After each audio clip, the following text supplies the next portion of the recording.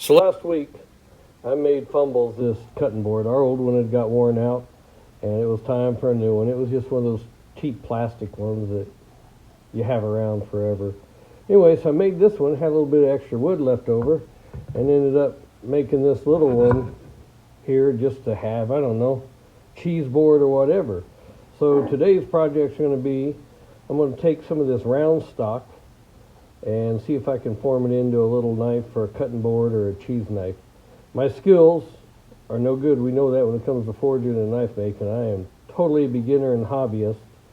So I'm going to see if I can flatten this out and make it into something that'll work for this little cutting board.